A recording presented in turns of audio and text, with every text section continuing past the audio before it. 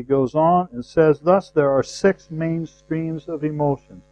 2 are primary, kama and ahamkara.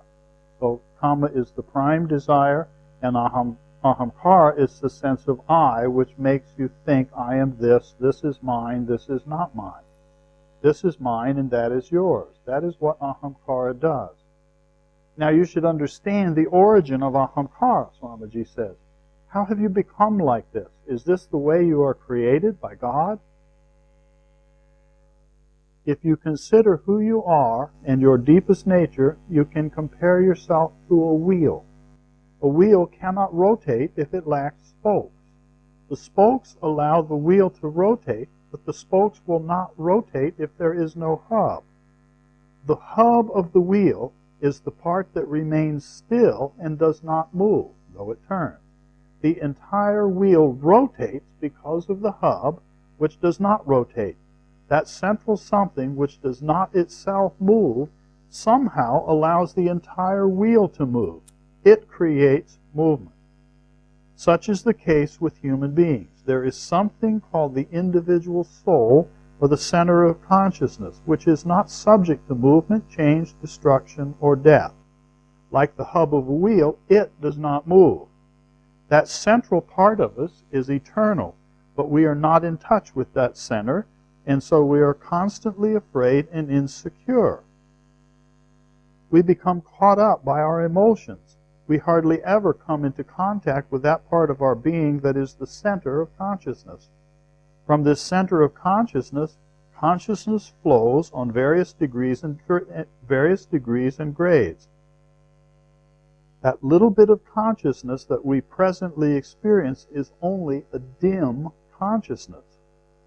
If you place a light inside of many levels of shades or filters, one after another, the light seen outside will be very dim. But if you take away the shades one by one, the light will get brighter as you remove each one.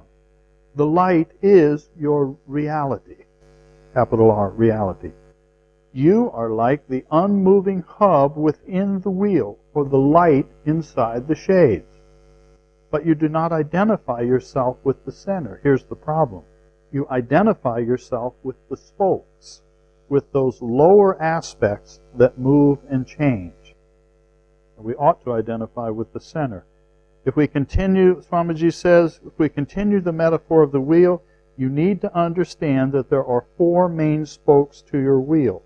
Now this is where we started by going through the part about the emotions. Now we're talking about these 4 spokes, the 4 functions of mind, which are the driving force that ends up expressing with those 6 streams of emotions. If we continue the metaphor of the wheel, you need to understand that there are 4 main spokes to your wheel. One is manas, which you call mind. You don't really understand anything about what the mind is. Manas is merely one aspect of your thinking process. It raises questions like, shall I do this or not? Whenever you consider something, suddenly a questioning comes in your mind and you wonder, shall I do it or not? Shall I go this way or that? Which is more useful? Shall I sit here or there? Shall I speak to you or not? There is always a doubtful nature to your mind, and that is the result of the faculty of manas. This constant doubt in your mind is sankalpa vikalpa. There is only one power in you that works both within and outside, and this is manas. That's what manas does. It works inside and it goes outside. Manas can work inside. It can also work outside yourself. To do that, it employs the 10 senses. Manas begins to work the moment you wake up. You think, oh, I should have a cup of tea. I should have a cup of tea. So what happens? Your hand moves, you walk to the kitchen, and you start to make tea. But the actions are happening because of the manas, because of the mind. Manas itself, however, is limited and has no power to make decisions. The faculty that decides is buddhi, the faculty of discrimination. Buddhi has 3 aspects. The first is the power to discriminate between things. This is a man and this is a woman, or this is good and this is bad. That's discrimination. The second power is the power to decide, and the third is the power to judge. Thus, the main qualities of buddhi are the powers of discrimination, judgment, and decision. He goes on that there is a third faculty of mind called chitta, the reservoir of knowledge and memory, of merits and demerits. Chitta contains the power of becoming from inside and also the accumulation of knowledge from outside. It's sometimes I think of as being like the hard drive on a computer. It's the place that everything is stored, is in the chitta. There is also a fourth faculty, ahamkara, which is using that word in a slightly different way than when it's spoken of as a negative emotion, or the sense of I-ness which we described earlier. Thus, in this wheel of life, there are four main spokes that rotate the wheel. Here's the sadhana part. You should learn to distinguish between them and understand their nature and how they affect you. So all of this was leading in with sort of explanation and definition. And in that simple sentence, he's starting to tell us, so what? What do we need to do with it? You need to learn to distinguish between them in this inner laboratory. The only book to study is the book you yourself are, Swamiji said. This is a very important place of where it starts, to distinguish between them and understand their nature and how they affect you. So I need to distinguish between manas, chitta, ahamkara, and buddhi. This is that, and this is the other. And I need to understand, by self-observation, the nature of each one of those four. And I need to know how each one of them affect this person called me. How do they affect me? What is the nature of each one of them? And how can I distinguish between them? Finally, and even more importantly, there is also the hub, the silent witness, the center of consciousness. And elsewhere, I don't recall where at the moment, but elsewhere Swamiji has pointed out that as we learn to discriminate between those four functions of mind, there's something else that automatically happens. We automatically come to see for ourselves that there's something else going on, which is the hub, which is the center of consciousness.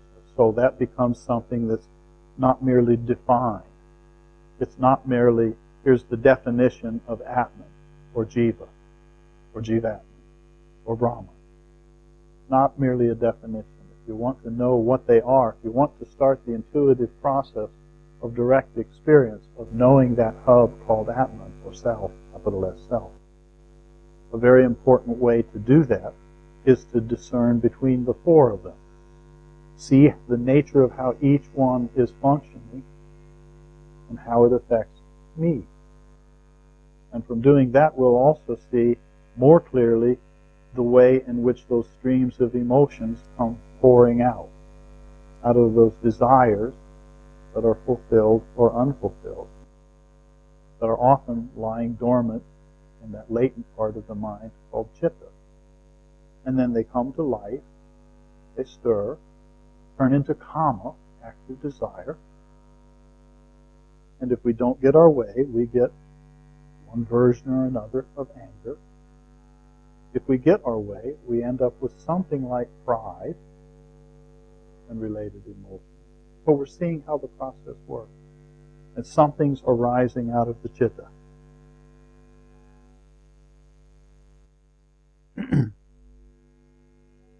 Swamiji says, the lower faculties of mind include two troublemakers, manas and ahamkara.